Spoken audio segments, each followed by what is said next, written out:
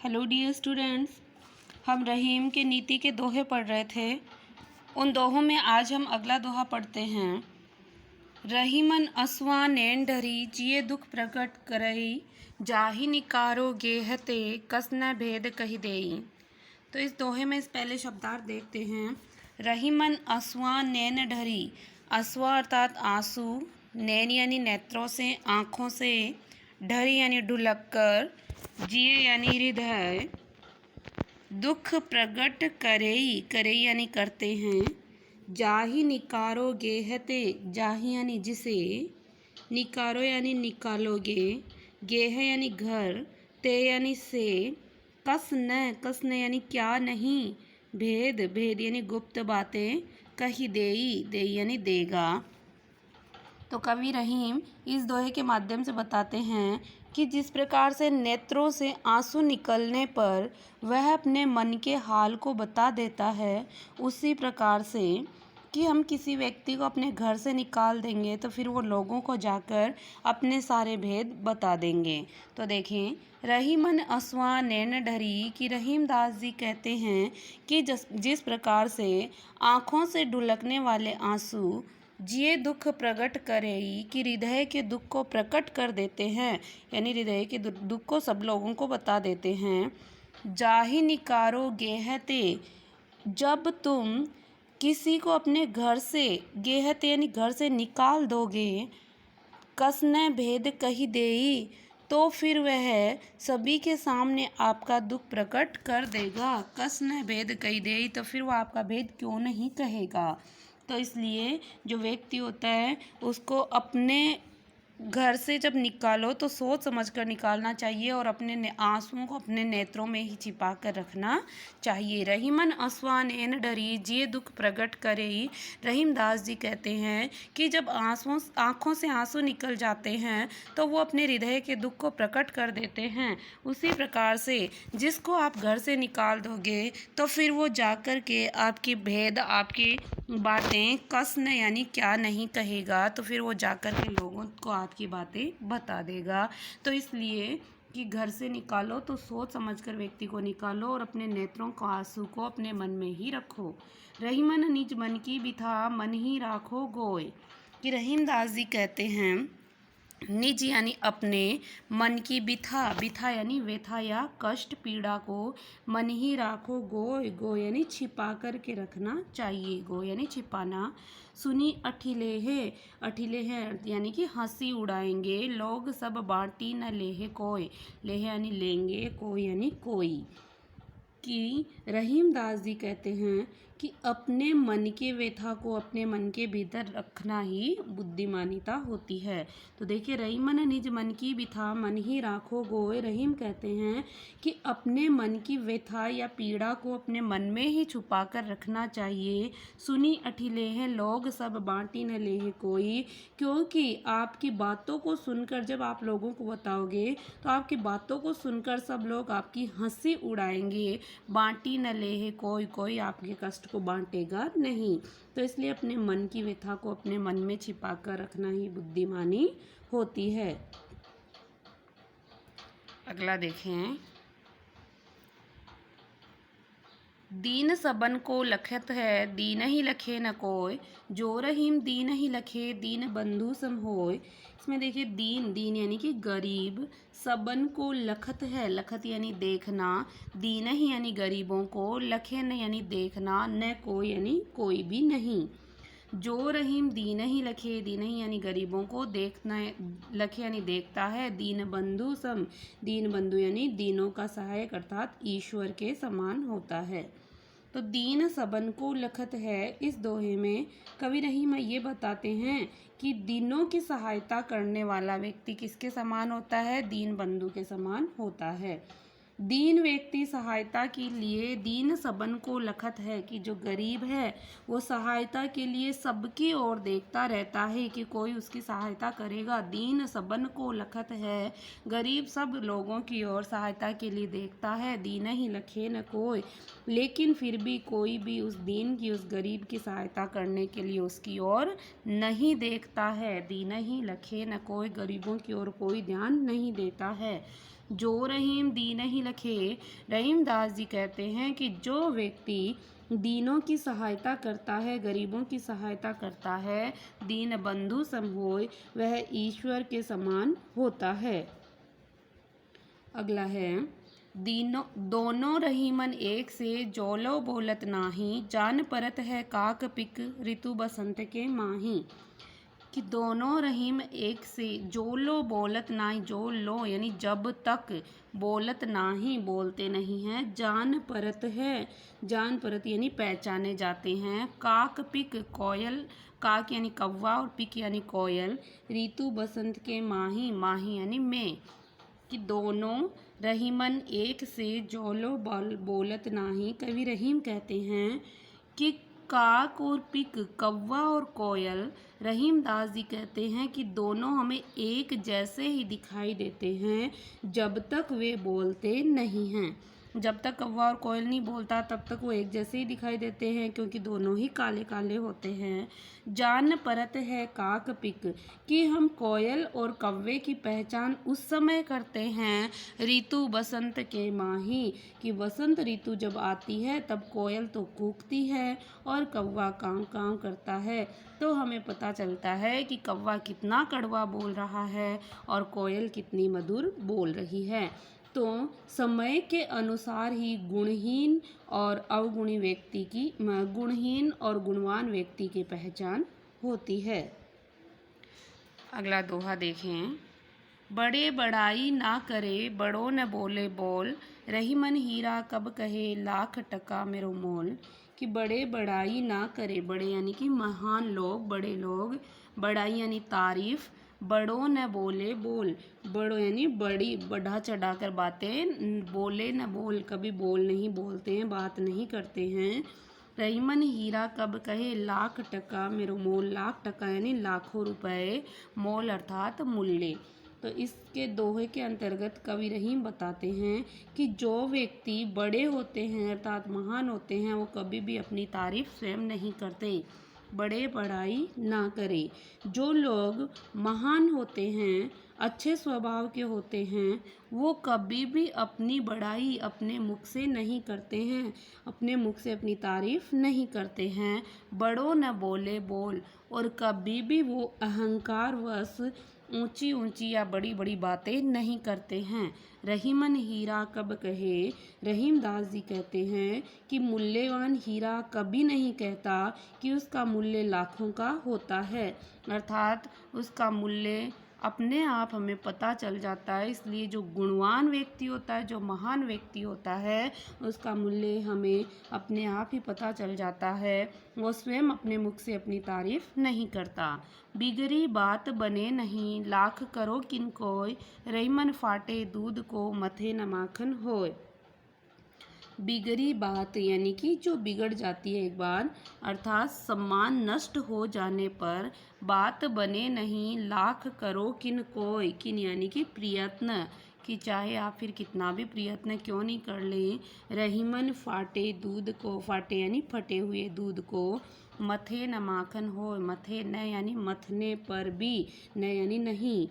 कि रहीमदास जी कहते हैं कि जब एक बार आत्मसम्मान चला जाता है, बात बिगड़ जाती है, सम्मान चला जाता है, तो फिर हम चाहे कितने भी कोशिश कर ले उस सम्मान को वापस प्राप्त नहीं कर सकते। तो देखें, बिगड़ी बात बने नहीं, लाख करो किन कोय, कि व्यक्ति का एक बार सम्मान चला जाता है, कम हो जाता है, तो फिर उसको वापस प्राप्त करना बहुत ही मुश्किल होता है, चाहे फिर हम लाख कोशिश क्यों नहीं कर लें। रहीमन फाटे दूध को, मथे न माखन हो। रहीमदास जी कहते हैं कि जिस प्रकार से दूध फट जाता है, फिर हम उसको कितना भी क्यों नहीं मथ लें, उसमें से मक्खन नहीं निकलता है। तो बिगड़ी बात बने में अनुप्रास अलंकार का प्रयोग है। करो किन कोय में भी अनुप्रास अलंकार का प्रयोग हुआ है, और इसमें एग्जाम्पल दिया गया, उदाहरण दिया गया, इसलिए यहाँ पर दृष्टांत अलंकार है, और यहाँ भी दृष्टांत अलंकार का प्रयोग हुआ है। आगे देखें। विपत्ति भय धन ना रहे, रहे जो लाख करोड़। विपत्ति यानी संकट या कष्ट, भय यानी कि होता है होने पर, धन ना रहे, रहे जो लाख करोड़, करोड़ यानी होता है करोड़। नभ तारे छिपी जात हैं जो रहीम भय भोर। नभ यानी आकाश में, भोर यानी सवेरा होने पर। तो देखें, विपत्ति भय धन ना रहे, रहे जो लाख करोड़। कवि रहीम दास कहते हैं कि व्यक्ति के जब बुरे समय आते हैं तो उस समय का मनुष्य का धन भी साथ छोड़ देता है। कि जब मनुष्य का विपत्ति भय बुरे दिन आते हैं तो रहे जो लाख करोड़, तो चाहे उसके पास लाखों करोड़ों रुपए की धन संपदा ही क्यों नहीं हो, विपत्ति भय धन ना रहे तो उस समय वो धन उसके कोई काम नहीं आता। जब मनुष्य के बुरे दिन आ जाते हैं तो उसके पास चाहे लाखों करोड़ों भी क्यों नहीं हो, वो सब समाप्त हो जाते हैं। धन ना रहे, वो सब समाप्त हो जाते हैं। नभ तारे छिपी जात हैं जो रहीम भय भोर। रहीम कहते हैं कि जिस प्रकार से सवेरा होने पर आकाश में तारे छिप जाते हैं, नभ तारे आकाश के तारे छिप जाते हैं। कब? जो रहीम भय भोर, कि जब प्रातः काल होता है, सवेरा होता है, तो आकाश में असंख्य तारे होते हैं लेकिन वो भी छिप जाते हैं और आकाश का साथ नहीं देते। उसी प्रकार से जब व्यक्ति के बुरे दिन आते हैं तो उसके पास लाखों करोड़ों भी क्यों नहीं हो, वो समाप्त हो जाते हैं। जिस प्रकार से आकाश में सवेरा होने पर असंख्य तारे भी छिप जाते हैं। आगे देखें,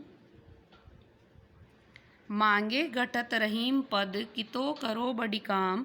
तीन पेग वसुधा करो, तऊ वामने नाम। कि कवि रहीम कहते हैं, मांगे घटत रहीम पद, कि मांगने से घटत यानी कम हो जाता है या घट जाता है। कि तो रहीम पद, पद यानी स्थान, कि तो यानी कितना भी, करो यानी करना, बड़ी यानी बड़ा, काम यानी काम, चाहे आप कितना भी फिर बड़ा कार्य क्यों नहीं कर दें, एक बार अगर आप मांग लेते हैं तो आपका पद, आपका स्थान घट जाता है। तीन पेग वसुधा करो, तीन पैग, पैग यानी कदम या पैर, वसुधा, वसुधा यानी धरती या पृथ्वी, करो यानी प्राप्त कर लिया, तव यानी होता तो भी, बामने, बामने यानी वामन अर्थात बोना, नाम यानी नाम रह गया था। तो देखें, इसके अंतर्गत कवि ने बताया है कि मांगना कभी भी अच्छा नहीं होता। मांगने से मनुष्य की प्रतिष्ठा कम हो जाती है। मांगने के पश्चात चाहे वो कितना भी बड़ा कार्य क्यों नहीं कर दे। जो आपने सुन रखा होगा कि वामन ने किस प्रकार से मांगा था, फिर उसने 3 पैरों में पूरी पृथ्वी आकाश को नाप लिया था, लेकिन फिर भी उसको नाम तो वामन ही दे दिया गया, अर्थात छोटा या बोना ही दे दिया गया। तो मांगे घटत रहीम पद, कवि रहीम कहते हैं कि मांगने पर या हाथ फैलाने पर व्यक्ति की प्रतिष्ठा या उसका स्थान घट जाता है। कि तो करो बड़ी काम, चाहे वह उसके पश्चात कितना भी बड़ा कार्य क्यों नहीं कर दे। तीन पैग वसुधा करो, तव वामने नाम। कि भगवान भी श्री कृष्ण रूप लेके गए थे तो भगवान ने बलि से दान में 3 पैग, 3 कदम पृथ्वी मांगी थी और उसने सारी पृथ्वी नाप डाली, फिर भी उसका नाम तो वामन ही रह गया, बोना ही रह गया।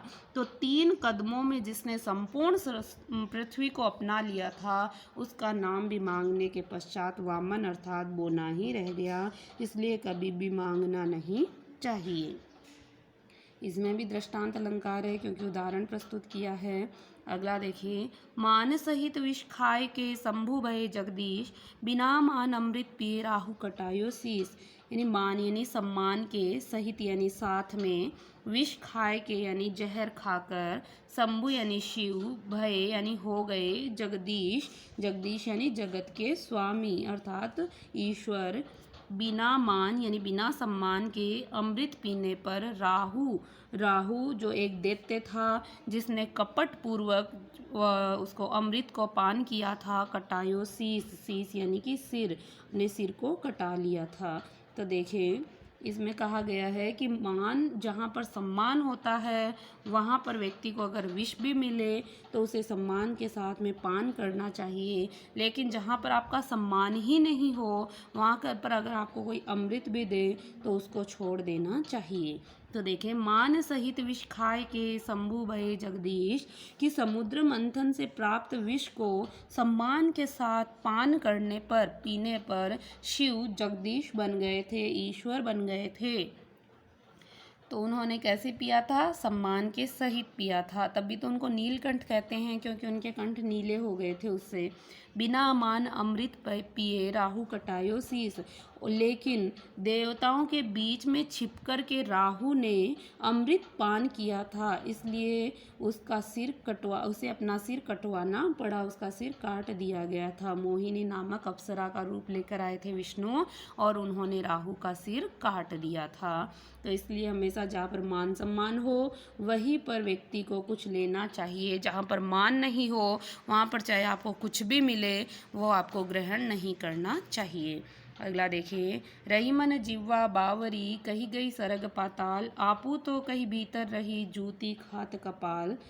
कि रही मन जिह्वा, जिह्वा यानी जीभ, बावरी यानी मूर्ख है, कही गई सरग पाताल, वो स्वर्ग पाताल की यानी कि उचित अनुचित बातें कहती रहती है, शोभनीय बातें कह देती है। जूती, आपू तो कहीं भीतर रही, कि आपू यानी स्वयं तो कहीं भीतर रही यानी कहकर भीतर चली जाती है।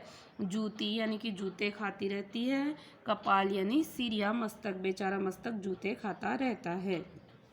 इस दोहे में बताया है कि अपमान कोई करता है, बुरा भला कोई कहता है और परिणाम किसी को भुगतना पड़ता है। रहीमन जिह्वा बावरी कही गई सरग पाताल। जो रहीम दास जी हैं वो कहते हैं कि जीभ बड़ी नादान है, बड़ी मूर्ख है, कही गई सरग पाताल। वह बोलते समय उचित अनुचित का ध्यान ही नहीं देती और हर कुछ अनुचित बातें भी कह देती है, अशोभनीय बातें भी कह देती है। आपू तो कहीं भीतर रही, खुद तो हर कैसी बात कह करके और भीतर मुख के भीतर चली जाती है। और जूती खात कपाल, और बेचारा सिर है वो जूतियाँ खाता रहता है, अर्थात उसका जो दुष्परिणाम है वो सिर को भुगतना पड़ता है। तो इसके माध्यम से कवि रहीम कहते हैं कि अपनी जिह्वा को सोच समझकर हमें बोलना चाहिए, बोलते समय हमें सतर्क रहना चाहिए। अगला देखिए, अमृत ऐसे वचन में रही मन रिस की गास, जैसे मिसिरुहु में मिली नीरस बांस के फास। अमृत यानी अमृत के ऐसे यानी जैसे, अमृत के जैसे वचनों में रही मन रीस की गांस, रीस यानी क्रोध की, गांस यानी कि गांठ, मिसिरुहु जैसे मिसिरुहु, मिसिरु यानी मिश्री में, मिली नीरस, नीरस यानी रसहीन या फीकी, बांस की फांस, फांस यानी जो बारीक तिनका होता है। जब हम मिश्री खाते हैं तो कई बार बारीक तिनका आ जाता है, बांस का रेसा सा आ जाता है जो हमारी जीभ में चुभ जाता है। तो इस दोहे के माध्यम से कवि रहीम हमें कहते हैं कि हमेशा हमें अच्छे और मधुर शब्दों का ही प्रयोग करना चाहिए, कभी भी अप्रिय शब्द का प्रयोग नहीं करना चाहिए। रहीम कहते हैं कि व्यक्ति को सदा मधुर और विनम्र वाणी का प्रयत्न करना चाहिए। अमृत ऐसे वचन में, कि अमृत के जैसे वचन में यानी अमृत जैसे बोलने वाले शब्दों में रही मन रीस की गांस, क्रोध की वाणी या कटु वाणी उसी प्रकार से हमें गांस यानी गांठ के समान लगती है, बुरी लगती है। जैसे मिसिरुहु में मिली, मिस्री में मिली हुई कोई नीरस बांस की फांस, नीरस महीन बांस की कोई फांस आ जाती है तो हमें बुरी लगती है, खटकती है। उसी प्रकार से अमृत जैसे वचन बोलने में हमारे क्रोध की जब गांठ आती है, अमृत जैसे वचनों को बोलते हुए अगर हम क्रोध के शब्दों का प्रयोग करते हैं तो वो हमें वैसे ही खटकती है, वैसे ही बुरी लगती है। जैसे मिश्री में हम मिश्री खाते रहते हैं, जिह्वा को आनंद आता रहता है, लेकिन उसी समय अगर कोई बांस की फांस आ जाती है तो हमें बहुत ही बुरी लगती है। इसके पश्चात देखें, आपके क्वेश्चन आंसर हैं। रहीमन के काव्य की सर्वाधिक प्रमुख विशेषता क्या है? अभी आपने कौन से दोहे पढ़े हैं आपने रहीम के? तो आपने स्वयं ने पढ़े हैं, सामासिकता है, श्रृंगारिकता है, नीति प्रवणता है या फिर अनुभव संकुलता है। तो इसमें देखें, रहीम के काव्य की सर्वाधिक सामासिकता यानी कि जुड़े सुड़े, श्रृंगारिकता यानी कि श्रृंगार की भावना, अनुभव संकुलता यानी अनुभव है या फिर नीति प्रवणता। तो हमने स्वयं ने देखा है कि बिहारी के रहीम के दोहों का नाम ही क्या है? नीति प्रवणता। विपत्ति में धन किस तरह लुप्त हो जाता है? प्रातःकालीन तारों की तरह लुप्त हो जाता है। बाकी के क्वेश्चन आंसर आप स्वयं करें। धन्यवाद।